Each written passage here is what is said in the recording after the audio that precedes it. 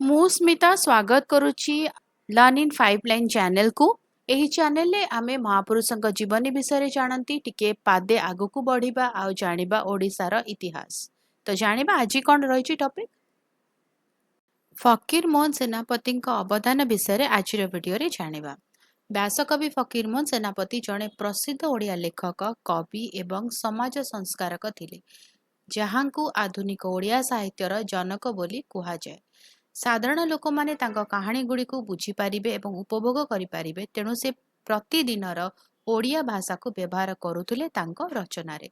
6 ମାଣ 8 ଗୁଣ୍ଠ ଭୂମି ଅଧିକାର ଏବଂ ଶୋଷଣ ବିଷୟରେ ପ୍ରଥମ ଭାରତୀୟ ଉପନ୍ୟାସ ମଧ୍ୟରୁ ଗୋଟିଏ। ରେବତୀ ପାଠ ପଢ଼ିବାକୁ ଚାହୁଁଥିବା ଜଣେ ଝିଅ ବିଷୟରେ ଏକ ଛୋଟ କାହାଣୀ। ଏହି କାହାଣୀ ଦେଖାଏ ଯେ ସମାଜ ସେତେବେଳର ଝିଅମାନଙ୍କ ଶିକ୍ଷାକୁ କିପରି ବିରୋଧ କରୁଥିଲା। ଲଛମା ମହିଳାଙ୍କ ଦୁଃଖ ଏବଂ ସମାଜର ନିଷ୍ଠୁରତାକୁ ଉଜାଗର କରୁଥିବା ଏକ ଶକ୍ତିଶାଳୀ କାହାଣୀ।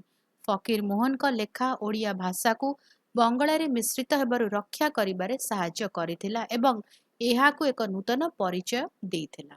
ଭିଡ଼ିଓଟି କେମିତି ଲାଗିଲା ମୋତେ କମେଣ୍ଟ କରିକି ଜଣାଇବ। ଯଦି ଭଲ ଲାଗିଲା ତାହେଲେ ଭିଡ଼ିଓ ଟିକେ ଲାଇକ୍ କରିଦେବ, ଭିଡ଼ିଓ ସହିତ ସେୟାର କର, ଚ୍ୟାନେଲକୁ ସବସ୍କ୍ରାଇବ କରି ବେଲ୍ ଆଇକନ୍ ପ୍ରେସ୍ କରି ଅଲ୍ ନୋଟିଫିକେସନକୁ ଅନ୍ ରଖିଥାଅ। ତାହେଲେ ଦେଖା ଆଗାମୀ ଭିଡ଼ିଓରେ। ରହୁଛି, ନମସ୍କାର।